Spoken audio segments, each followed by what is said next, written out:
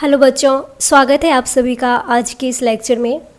Last lecture में हम लोगों ने मॉडर्न टैक्सोनॉमी तक पढ़ा था, तो आज हम लोग स्टार्ट करने वाले हैं नॉमेनक्लेचर से। तो चलिए वीडियो स्टार्ट करते हैं। तो अब बच्चों, आज के इस लेक्चर में हम लोग नॉमेनक्लेचर के बारे में जानते हैं। नॉमेनक्लेचर का मतलब होता है नेमिंग करना, नाम देना। ये नॉमेनक्लेचर है, इसके बारे में हमने लास्ट क्लास में भी थोड़ा सा डिस्कस किया था, बट आज इसको डिटेल में जानेंगे। अब देखो, ये जो नाम है ये दो तरह के हो सकते हैं, है ना। एक होता है लोकल नेम।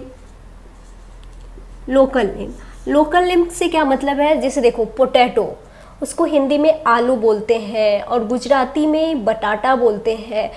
तो आप सिर्फ अगर अपने भारत के अंदर ही बात करो तो इसका जो नाम है, आलू का नाम, वो बदलेगा।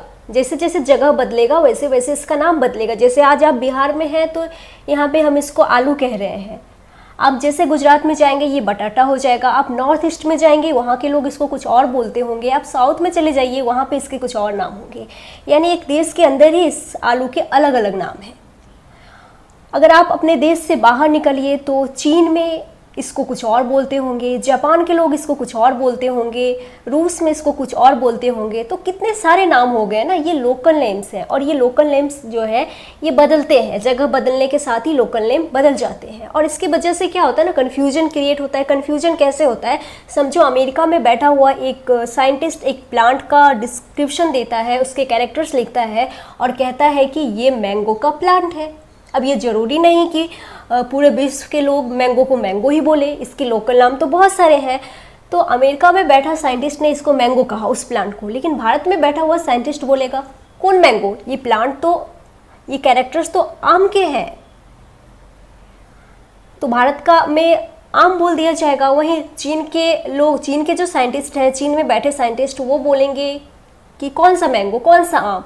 चीन में जो आम को बोलते होंगे वो बोलेंगे ये कैरेक्टर तो इसके मिल रहे हैं।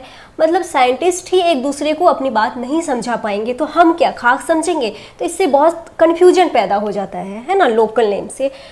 तो इसी कन्फ्यूजन को दूर करने के लिए बच्चों लाया गया साइंटिफिक नेम। और आज के इस लेक्चर में हम लोग इसी को डिटेल में समझेंगे, साइंटिफिक नेम को। देखो बच्चों, नेमिंग की शुरुआत जो है वो हुई है पॉलिनोमियल सिस्टम से। पॉलिनोमियल सिस्टम,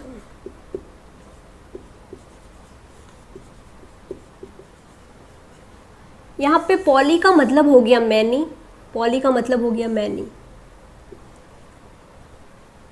अब मैनी मतलब ये नहीं कि बहुत सारे नाम होंगे, नहीं, नाम तो एक ही होंगे लेकिन उस एक नाम में बहुत सारे वर्ड्स होंगे, है ना। पॉलिनोमियल सिस्टम में जो नाम दिए जाते थे उसमें बहुत सारे वर्ड्स दिए जाते थे। और ये बच्चों, ये पॉलिनोमियल सिस्टम बायनोमियल सिस्टम से पहले यूज किया जाता था। और ये उस जमाने की बात है जबकि साइंटिस्ट कुछ ज़्यादा ही होशियार थे और वो कहते थे कि प्लांट से जुड़ी लगभग इंफॉर्मेशन उसके नाम में डाल दो। अब जब लगभग इंफॉर्मेशन नाम में आ जाएगा तो नाम तो बहुत लंबा हो जाएगा, है ना। जैसे कि देखिए, उस जमाने में क्या होता था पॉलिनोमियल सिस्टम वाले ज़माने में, कि मान लीजिए किसी ने एक प्लांट्स को ढूंढा, उसके कैरेक्टर्स देखे और जब नाम देने की बारी आई तो नाम देने वाले को जो जो कैरेक्टर अच्छा लगा उन्होंने नाम में जोड़ दिया, जिससे क्या होता था, नाम काफ़ी लंबा हो जाता था और उसको याद रखना बहुत मुश्किल हो जाता था। तो ऐसे में पॉलिनोमियल सिस्टम नहीं चलेगा भाई, नाम इतना लंबा नाम कैसे याद होगा। आपको अगर मैं एक एग्जांपल देके समझाऊं तो ये देखिए, ये एक एग्जांपल मैंने यहाँ पे लिखा है। अगर आपको पॉलिनोमियल सिस्टम के अकॉर्डिंग कैरियो फिल्म का नाम याद करना होता तो देखिए इसका इतना लंबा सा नाम है, एक नाम है ये इतना लंबा। आपको नाम देख के बिल्कुल भी नहीं घबराना, क्योंकि अब आपको ये नाम नहीं याद करना, क्योंकि अब ये वैलिड नहीं है, पॉलिनोमियल सिस्टम वैलिड नहीं है। तो देखिए क्या नाम होता था पॉलिनोमियल सिस्टम के अकॉर्डिंग कैरियोफाइलम का। देखिए कैरियोफाइलम, सेक्सटेलिस, फॉलिस, ग्रेमेनियस, अम्बेलेटस, कोरैम्बिस, ये एक ही नाम है इतना लंबा। तो पॉलिनोमियल सिस्टम में देखिए क्या बोलते थे कैरियोफाइलम को, कैरियोफाइलम सेक्सटेलिस, फ्रॉलिस, ग्रेमिनियस, अम्बेलिटस, कोरैम्बिस, ये एक नाम है। और इतना लंबा याद रखना नाम तो मुश्किल है। आप खुद ही सोचो, अगर आप अपना लगभग इन्फॉर्मेशन अपने नाम में जोड़ लो तो आपका नाम तो कितना लंबा हो जाएगा, वो तो एक आधार कार्ड हो गया ना, और उसको फिर याद करने में लोगों को परेशानी होगी। तो यही हुआ पॉलिनोमियल सिस्टम के साथ, इतने लंबे नाम को याद करना मुश्किल था। हालांकि ये जो नाम लंबा होता था उसमें उसी प्लांट्स के कैरेक्टर्स इंक्लूड किए जाते थे, कैरेक्टर्स जोड़ दिए जाते थे नाम में ही, फिर भी इतना लंबा नाम याद करना बहुत मुश्किल था, इसीलिए पॉलिनोमियल सिस्टम को वैलिड नहीं मानते हैं। तो बच्चों ये पॉलिनोमियल सिस्टम था। अब चलिए बाइनोमियल सिस्टम पे आते हैं और उसको देखते हैं।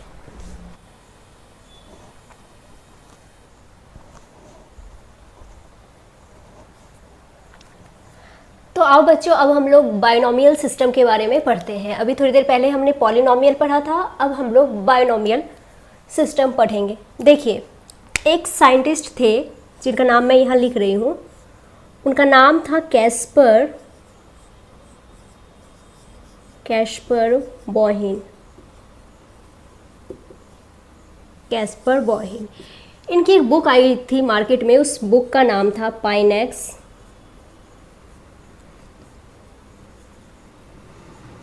थेटरी बॉटनिकी। तो एक साइंटिस्ट थे कैस्पर बॉहिन, इनकी एक बुक आई थी पाइनेक्स थेटरी बॉटनिकी। ये बुक आई थी 1623 ईस्वी में, और इस बुक में इन्होंने पहली बार ये आइडिया दिया था कि प्लांट्स के या ऑर्गेनिजम्स के नाम दो ही पार्ट्स में होने चाहिए। ये आइडिया कैस्पर बॉहिन का था, लेकिन इसको यूज किया कैरोलस लीनियस ने, इसीलिए founder of binomial system Carolus Linnaeus को ही कहा जाता है। या फिर अगर पूछा जाए गिवन बाय, तो कैरोलस लीनियस, यानी बाइनोमियल सिस्टम कैरोलस लीनियस ने दिया, क्योंकि पूरी दुनिया के सामने तो पहली बार इन्होंने ही लाया ना। अब आइए थोड़ा कैरोलस लीनियस के बारे में जान लेते हैं। देखो बच्चों, कैरोलस लीनियस का जन्म की अगर बात करें तो इनकी जन्म 1707 ईस्वी में हुई थी और इनकी मृत्यु 1778 ईस्वी में हो गई थी। महज 71 साल की उम्र में इन्होंने अपने काम से पूरी दुनिया में तहलका मचा दिया था। काफ़ी बड़े साइंटिस्ट थे, काफ़ी बड़ा नाम है कैरोलस लीनियस। अगर आपको याद हो लास्ट क्लास में भी हमने सिस्टमैटिक्स में आपको बताया था कि सिस्टमैटिक्स टर्म इन्होंने ही दिया था, और आज भी हम पढ़ रहे हैं कि बाइनोमियल सिस्टम कैरोलस लीनियस ने दिया, और आगे बायोलॉजिकल क्लासिफिकेशन में भी हम इनके बारे में पढ़ेंगे। और बच्चों यहाँ पे और भी आपको कुछ याद रखना है, वो ये है कि कैरोलस लीनियस को ही फादर ऑफ टैक्सोनॉमी भी कहते हैं। टैक्सोनॉमी के बाबूजी कौन है, तो कैरोलस लीनियस, ये याद रखना है आपको। फादर ऑफ टैक्सोनॉमी या फिर फादर ऑफ टैक्सोनॉमी भी इनको कहते हैं, फादर ऑफ प्लांट टैक्सोनॉमी भी इन्हें ही कहते हैं, और फादर ऑफ एनिमल टैक्सोनॉमी भी इन्हें ही कहते हैं। ये भी आपको याद रखना है, ये इम्पॉर्टेंट है।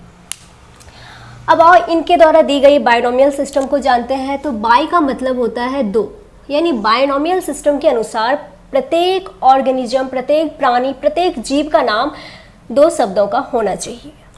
और बाइनोमियल सिस्टम कैरोलस लीनियस ने दिया था, इसके फाउंडर कैरोलस लीनियस थे, और कैरोलस लीनियस बाइनोमियल सिस्टम से काफ़ी इम्प्रेस्ड थे, या कह सकते हैं इनको ये बाइनोमियल सिस्टम का कॉन्सेप्ट काफ़ी पसंद आया था, तभी तो इन्होंने अपना ओरिजिनल नाम भी बदल लिया। बच्चों आपको बता दें कि कैरोलस लीनियस का ओरिजिनल नाम कैरोलस लीनियस नहीं था, इनका जो ओरिजिनल नाम था वो था कार्ल वॉन लिन। लेकिन जब इन्होंने बाइनोमियल सिस्टम दिया तो इन्होंने सोचा जब मैं पूरी दुनिया के जीव, पूरी दुनिया के प्लांट्स, पूरी दुनिया के एनिमल्स का नाम दो शब्दों का दे रहा हूँ, तो मेरा खुद का नाम तीन शब्दों का क्यों होगा। अगर आप देखिए तो इनका नाम तीन शब्दों का है, कार्ल वॉन लिन। तो इन्होंने क्या किया, इन्होंने सबसे पहले खुद का नाम बदला और बाइनोमियल सिस्टम में कर लिया। मतलब इन्होंने इनका जो ओरिजिनल नाम था कार्ल वॉन लिन, इसको बदल के बाइनोमियल सिस्टम में कर लिया और कर लिया कैरोलस लीनियस। यानी इनका नाम बदल के हो गया कैरोलस लीनियस। तो आप इससे अंदाज़ा लगा सकते हैं कि ये इनको कितना पसंद आया है बायनोमियल सिस्टम। तो बच्चों यहाँ तक क्लियर है, यहाँ तक सबको समझ में आया।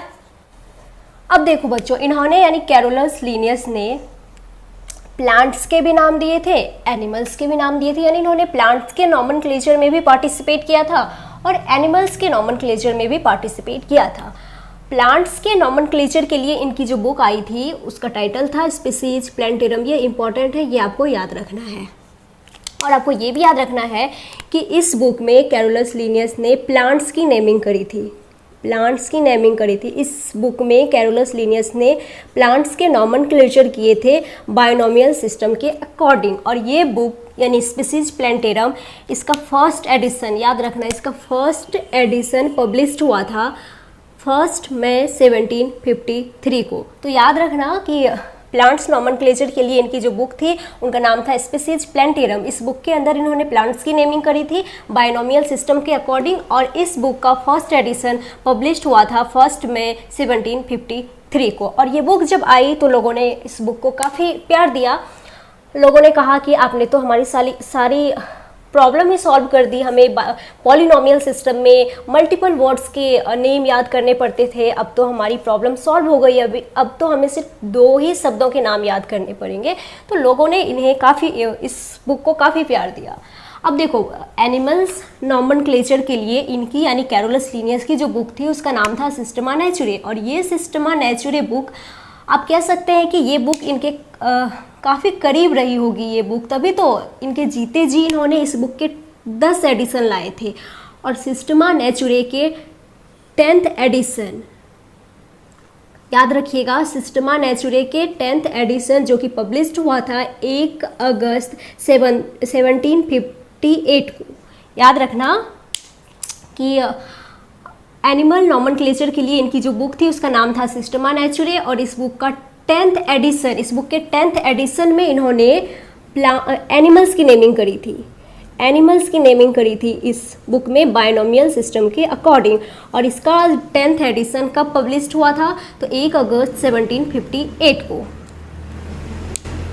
अब देखो बच्चों, जब इन्होंने कैरोलस लीनियस ने बायनोमियल सिस्टम दिया तो इन्होंने दुनिया के सामने एक शर्त रखी कि अगर आप बायनोमियल सिस्टम को फॉलो करते हो तो इससे पहले जितने भी नाम दिए गए हैं पॉलिनोमियल सिस्टम के अकॉर्डिंग उसको फिर आपको कैंसिल मानना पड़ेगा। लोगों ने ये भी मान लिया। तो अब देखो यहाँ पे क्या लिखा है, इस डेट को यानी 1 मई 1753 को माना जाता है initiation of scientific name of plants. यानी अगर आपसे पूछा जाए कि बायनोमियल सिस्टम के अकॉर्डिंग प्लांट्स के नॉमेनक्लेचर किस डेट से वैलिड माने जाते हैं तो आपको इस डेट का नाम लेना है। और इस डेट से पहले प्लांट्स के लिए जो भी नाम दिए गए उसको फिर इनवैलिड मान लिया गया। अब यहाँ पे देखिए, यहाँ पे भी लिखा है कि इस डेट को यानी 1 अगस्त 1758 को इनिशिएशन ऑफ साइंटिफिक नेम यानी बायनोमियल सिस्टम ऑफ प्लांट माना जाता है। अगर आपसे पूछा जाए कि बायनोमियल सिस्टम के अकॉर्डिंग एनिमल होगा यहाँ, सॉरी, अगर आपसे पूछा जाए कि बायनोमियल सिस्टम के अकॉर्डिंग एनिमल के नेम किस डेट से वैलिड माने जाते हैं तो आपको इस डेट को बताना है। और इस डेट से पहले एनिमल के लिए जो भी नाम दिए गए थे, जो भी नाम आए थे उसको भी इनवैलिड मान लिया गया। तो यहाँ तक क्लियर है? यहाँ तक आप चाहो तो नोट कर लो। अब देखो बच्चों, एक और बुक कैरोलस लीनियस की थी जो बड़ी फेमस है, आप उसको भी आपको याद कर लेना है। उस बुक का नाम था फिलोसोफिया बोटेनिका। ये जो बुक है ये आई थी 1751 में, और इस बुक में इन्होंने प्रिंसिपल्स दिए थे नॉमेनक्लेचर के। इस बुक में इन्होंने प्रिंसिपल्स दिए थे, हैं प्रिंसिपल्स नॉमेनक्लेचर के। तो अगर आपसे पूछा जाए कि भाई बताओ कौन से बुक में हमें बायनोमियल सिस्टम के प्रिंसिपल्स मिलते हैं तो आपको इस बुक का नाम लेना है, फिलोसोफिया बोटेनिका। अब आप पूरा नोट कर लो। तो बच्चों आज के इस लेक्चर में इतना ही। आप इसको चाहो तो नोट कर लो, या फिर अगर आपको मेरे द्वारा लिखे हुए नोट्स चाहिए तो वो भी आप कमेंट में या फिर इंस्टाग्राम में मैसेज करना, मैं दे दूंगी। ज़्यादा से ज़्यादा कोशिश करो कि खुद से नोट्स बनाओ, क्योंकि खुद का लिखा हुआ नोट्स ज़्यादा अच्छे से समझ में आता है। तो आज के इस लेक्चर में इतना ही। नेक्स्ट लेक्चर में यानी कल के लेक्चर में हम इसी टॉपिक को आगे बढ़ाएंगे और बाइनोमियल सिस्टम के रूल्स को समझेंगे, और फिर मैं आपको ट्राइनोमियल सिस्टम भी पढ़ाऊँगी। तो आज के इस लेक्चर में बस इतना ही। अगर आपको लेक्चर अच्छा लगा, समझ में आया, तो आप वीडियो को लाइक कीजिए, चैनल को सब्सक्राइब कीजिए, वीडियो को शेयर कीजिए, और ऐसे ही हमारे साथ बने रहिए। धन्यवाद। जय हिंद।